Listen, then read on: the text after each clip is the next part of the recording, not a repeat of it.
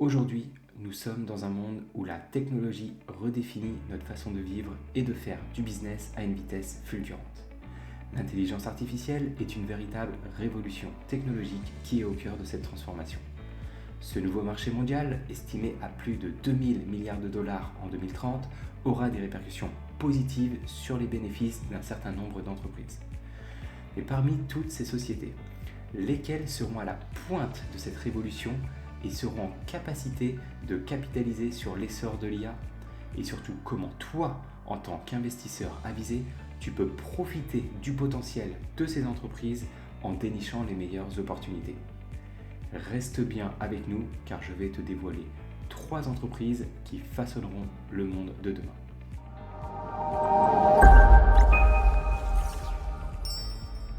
Salut, c'est Max, bienvenue sur la chaîne. Dans cette vidéo, je vais te donner mon top 3 des sociétés qui vont bénéficier de l'envolée de l'IA et on commence sans plus attendre par une entreprise qu'on ne présente plus puisqu'il s'agit de Microsoft. Donc Microsoft, dans un premier temps déjà, pourquoi c'est une entreprise que moi je veux posséder en portefeuille? Et bien on va aller regarder ses fondamentaux. Comme on peut le voir ici, déjà au niveau de son taux d'endettement, l'entreprise est très peu endettée puisqu'elle peut rembourser sa dette long terme en moins de 2 années de free cash flow. Donc ça c'est nickel. Nous ce qu'on veut c'est qu'elle puisse la rembourser en au maximum 5 années. Donc là, gros point positif. Maintenant, au niveau de ces indicateurs de rentabilité qui sont juste ici, donc que ce soit le ROA, le ROE ou le ROIC, moi je recherche au minimum de 12%. Comme vous pouvez le voir ici, c'est tout simplement exceptionnel, surtout le ROIC comme on peut le voir qui est supérieur à 20%. Qu'est-ce que ça nous indique? Ça nous indique tout simplement que lorsque Microsoft investit 1 euro, elle va récupérer 20 centimes. Donc c'est énorme. Ça veut dire qu'en moins de 5 ans, en gros, elle a récupéré ce qu'elle a misé. Donc c'est tout simplement nickel. L'entreprise a toujours une belle croissance de son chiffre d'affaires ici. Il a augmenté de quasiment 100 milliards, donc c'est énorme, en moins de 5 années. En 5 années, son résultat net lui a augmenté de quasiment 40 milliards et son free cash flow lui de quasiment 27 milliards. Ok. L'entreprise aussi, ce qui est pas trop mal, elle rachète régulièrement ses actions, donc pas forcément beaucoup ici, 2,48%, mais elle rachète un petit peu. Donc pourquoi c'est important? Tout simplement cette métrique va nous permettre de savoir si oui ou non, toi en tant qu'investisseur, tu vas être dilué. Donc là en gros, si l'entreprise a racheté en 5 ans 2,5% de ses actions, on va dire, ça veut dire que toi en tant qu'investisseur, si tu avais acheté l'entreprise il y a 5 années, tu es propriétaire de 2,5% de plus que ce que tu l'étais il y a 5 ans. Donc ça c'est nickel, donc en gros tu auras le droit à une part plus importante des bénéfices. L'entreprise verse un dividende donc total à ses actionnaires de 20 milliards de dollars, ok, ce qui correspond à un rendement ici de 0,7% environ. Et ce qu'on va vouloir savoir c'est est-ce que ce dividende est pérenne dans le temps. Donc on va le comparer directement ici nous à son free cash flow moyen des 5 dernières années qui est là de 55. Si je fais du coup ici 20 divisé par 55, donc fois 100, on est ici à 36%. Moi, ce que je recherche, c'est vraiment une entreprise. Donc ça, le 36%, c'est son payout ratio. Et moi, en tant qu'investisseur, je recherche une entreprise qui va distribuer au maximum 50% de ses bénéfices. Pourquoi? Tout simplement, je veux que l'entreprise ait une part majoritaire de ses bénéfices à être utilisée dans autre chose que le versement des dividendes. Quand je dis autre chose, ça va être quoi? Elle va pouvoir soit racheter ses propres actions, qui est un des meilleurs moyens pour récompenser l'actionnaire. Elle va pouvoir réinvestir en elle-même, elle va pouvoir rembourser sa dette ou acquérir de nouvelles sociétés. Donc c'est pour cette raison que le payout ratio doit être inférieur à 50%. Donc là, 36%, on est bien. Clairement, le dividende de Microsoft est pérenne dans le temps et pourra être augmenté d'année en année. Et l'entreprise là a des marges relativement plutôt pas mal, des marges brutes ici aux alentours des 70% et ici une marge nette aux alentours des 35-36%. Donc c'est nickel. Maintenant rapidement les analystes, eux, à quoi ils s'attendent? Ils s'attendent à une croissance ici du bénéfice par action. Donc comme vous pouvez le voir, quasiment un x2 en 1, 2, 3, en 4 années. Donc c'est franchement exceptionnel. Et au niveau de son chiffre d'affaires, comme on peut le voir ici, ils s'attendent à une croissance.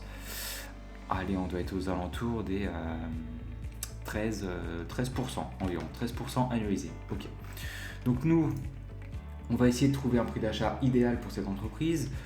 Donc j'ai fait juste avant, hop, les estimations pour gagner du temps, Microsoft, voilà, donc des estimations de la croissance de son chiffre d'affaires, donc là, non pas sur 4 ans, mais sur 10 ans, puisqu'on est des investisseurs à long terme. Donc croissance de chiffre d'affaires entre 8 et 14, des marges nettes et marges sur le free cash flow, donc nous on va plus se focus sur les marges sur le free cash flow, donc entre 29 et 33, un PCF entre 20 et 24, et j'ai mis ici juste du 9% comme rendement que l'on souhaite. C'est le rendement d'un indice de référence tel que le S&P 500. On analyse tout ça et ça nous donne quoi? Ça nous donne ces chiffres. Donc comme on peut le voir, l'entreprise Microsoft semble actuellement surévaluée. Cependant, si vous pensez vraiment que les estimations hautes se réaliseront, donc une croissance du chiffre d'affaires de 14%, des marges sur free cash flow de 33% avec un PCF de 24%, et que vous souhaitez réaliser un rendement de 9%, alors vous pouvez acheter l'entreprise jusqu'à quasiment 500 $. Ok. Après, honnêtement, j'ai mis ici un rendement de 9%. Moi, ce que je vous conseille, c'est de mettre des rendements un peu plus élevés. Il est très important d'ajouter une marge de sécurité parce que toutes ces estimations sont incertaines. On ne peut pas prédire le futur. Donc voilà, il est très important pour vous en tant qu'investisseur de mettre des marges plus importantes. Comme ça, si vous vous trompez dans les estimations, au pire, vous retomberez sur vos pieds. Maintenant, la seconde société qu'on va regarder, c'est une société que tu connais peut-être pas. Il s'agit en fait de Palantir. Donc Palantir, c'est quoi? Donc c'est une société principalement dans le big data qui va en fait donc travaille à la fois avec les gouvernements mais aussi les entreprises privées ou publiques et qui va en fait analyser leur base de données et en fonction de ça, leur logiciel va permettre d'améliorer l'efficacité en fait de l'entreprise ou du gouvernement. Donc par exemple, je ne sais pas, il remarque qu'il y a trop de dépenses réalisées à tel poste ou etc. L'entreprise va faire en sorte d'optimiser. Et donc du coup, elle a gagné récemment, elle a beaucoup de contrats, donc principalement avec les gouvernements, mais elle commence à s'étendre de plus en plus avec les entreprises privées. Donc c'est une société qui a un grand devenir. Donc comme on peut le voir ici, là on a quand même beaucoup de rouge. De prime abord, on ne se dit pas, bon, c'est la société qu'on veut posséder en portefeuille. Après, pour rappel, c'est une société qui actuellement vient tout juste de se lancer, elle est très petite. Je ne sais plus, les résultats là, on les a depuis combien de temps? Voilà, depuis 2018. Donc on n'a vraiment que 5 années ici de résultats. Comme on peut le voir ici, donc déjà, ce qui est bien de 1, c'est une entreprise qui est faiblement endettée. Donc inférieure à 2 années de free cash flow. Donc ça, c'est nickel. Surtout que le free cash flow n'était pas forcément, on va dire, important au cours des précédentes années puisque l'entreprise était en pleine croissance-évolution. Maintenant, elle a une forte croissance de son chiffre d'affaires, là, un peu plus d'1 milliard, ce qui se traduit par un résultat net de 800 milliards et de free cash flow de 1,17 milliard. Donc ça, c'est nickel. Après, au niveau de ses indicateurs de rentabilité, bon, là pour l'instant, il reste relativement faible et c'est normal. C'est une entreprise qui vient tout juste de se créer et elle réinvestit énormément en elle-même pour à la fois être de plus en plus efficace et gagner de plus en plus de parts de marché. Donc au final, oui, ces indicateurs sont faibles, mais ils vont augmenter d'année en année, ça j'en suis certain. L'entreprise ne verse pas de dividendes, donc ça c'est nickel. Honnêtement, une entreprise qui vient tout juste d'être créée, qui commence à verser des dividendes, moi en fait je la squeeze direct. Je comprends même pas comment c'est possible que des dirigeants puissent faire ça. Regardez par contre au niveau de ses marges brutes, des marges brutes de 80%. Et là ici on a des marges nettes aux alentours des... Sur 5 ans, l'entreprise ne générait pas de résultats nets, mais cette année, des marges nettes de 9%. Si on compare par exemple à un Microsoft, qui lui normalement a des marges brutes relativement plus faibles que cette entreprise, voilà. Donc là on est aux alentours des 70%. Microsoft c'est 10% de moins en marge brute que Palantir. Et qui arrive à faire ici des marges nettes aux alentours des 35%, là clairement c'est là où je me dis que Palantir va pouvoir normalement réussir à avoir des marges nettes supérieures à ces 35% et réaliser peut-être, je ne sais pas, des 40-45%. Donc ça c'est vraiment des sociétés à forte marge, c'est des sociétés qu'on aime avoir en portefeuille parce que généralement c'est des sociétés qui ont ce qu'on appelle un moat, cette douve de protection. Par contre attention, là l'entreprise dilue ses actionnaires de 200%, ça c'est énorme. Alors on va juste regarder quand même Comment est cette dilution? Est-ce qu'elle est constante d'année en année? Donc oui, comme on peut le voir ici, elle est constante. Il n'y avait pas eu entre 2018 et 2019, ça c'était pas mal. Par contre, forte augmentation ici. Pareil entre 2020 et 2021, énorme augmentation. Et là, ça augmente toujours. Donc là, attention, si tu es actionnaire de Palantir, tu es dilué. Donc maintenant, on va regarder ce que pensent les analystes. Donc ils s'attendent à une croissance ici de son bénéfice par action de quasiment x3, donc c'est pas mal. En 1, 2, 3, en 4 années. Ok, une croissance ici de son chiffre d'affaires annualisé aux alentours des... Bon, il faut faire attention à ce qu'on voit là. Vu qu'il y a très peu d'estimation ici, on est inférieur à 5, mais aux alentours des, on va dire, 20%. Ok. Donc moi j'ai réalisé des estimations ici, donc une croissance, donc toujours sur 10 ans, une croissance comprise entre 14 et 22, des marges nettes et marges sur free cash flow entre 20 et 40. Donc pour rappel, Microsoft a des marges nettes aux alentours des 35%. Comme on peut le voir ici, l'entreprise a réalisé cette année des marges sur free cash flow de 31. Donc là peut-être qu'on est faiblard, mais bon voilà, c'est des estimations sur le futur, donc on ne peut pas le prédire, donc on verra bien si ces estimations ont été faiblardes ou non. Pareil sur le PER et le PCF, je pense que j'aurais pu mettre un peu plus haut. Peut-être que l'entreprise valait 22, 24, 26 par exemple, des rendements de 9% pour le marché, et ça nous donne ces chiffres. Donc comme on peut le voir, l'entreprise semble actuellement surévaluée. Cependant, si vous pensez vraiment aux estimations, que les estimations hautes se réaliseront, dans ce cas-là, vous pouvez toujours acheter l'entreprise à son prix actuel. Et enfin, on finit par une entreprise que tu connais forcément, puisque c'est la grosse hype autour d'elle en ce moment, puisqu'il s'agit de Nvidia. Donc Nvidia qui est un concepteur de GPU. Pourquoi les GPU? Ça révolutionne tout ce qui est lié à l'IA. Tout simplement, en fait, c'est les meilleures unités de calcul qui permettent de traiter les grandes quantités d'informations.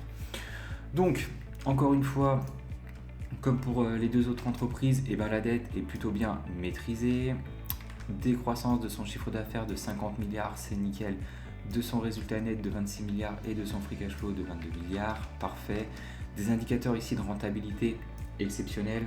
Alors attention cependant, ils ont fortement augmenté là, au cours de cette année. Donc voilà, voir ce que ça va donner dans les années futures. Mais bon, l'entreprise gère plutôt bien l'argent qu'elle possède. Elle verse un dividende de 395 millions de dollars, ce qui représente un rendement de 0,02%. Alors honnêtement, je ne comprends même pas pourquoi l'entreprise verse un dividende pour qu'il soit aussi petit. Pour moi, ça n'a aucun sens, mais bon, voilà. Donc autant vous dire que ce dividende est pérenne. Des marges brutes ici de 72%, c'est nickel, et des marges nettes de 35%, forte augmentation cette année, quasiment à 50%. Ok. L'entreprise, par contre, dilue ses actionnaires de 1,40%. Après là, rien de bien méchant, on est loin des 200% de Palantir. Donc maintenant, on va voir ce que pensent les analystes. Donc ils s'attendent ici à une croissance du bénéfice par action, donc relativement encore importante, passant de 12 dollars par action à 34, donc quasiment une augmentation par 3. Et ici, un chiffre d'affaires passant de 60 à 160 milliards. Donc ce qui est une augmentation relativement importante. Donc maintenant je vais réaliser moi aussi les estimations en amont. On a ceci, donc j'avais mis une croissance sur 10 ans comprise entre 10 et 20%, des marges nettes et marges sur free cash flow entre 30 et 50, un PER et PCF relativement généreux entre 22 et 26, toujours mes 9%, on analyse et ça nous donne ces chiffres. Donc encore une fois, oui, l'entreprise Nvidia semble surévaluée, sauf si vous pensez que les estimations hautes se réaliseront. Dans ce cas-là, vous auriez encore une petite marge de manœuvre.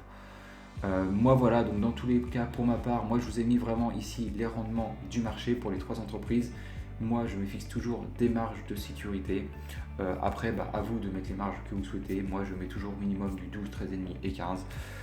Donc voilà, donc dis-moi dans les commentaires, toi, ce que tu penses déjà de ces trois entreprises. Est-ce que tu es actionnaire de l'une d'entre elles ou pas, mais est-ce que dans tous les cas tu aimerais bien du coup en posséder au moins une dans ton portefeuille, et toi à quel prix tu aurais été prêt à acheter ces entreprises.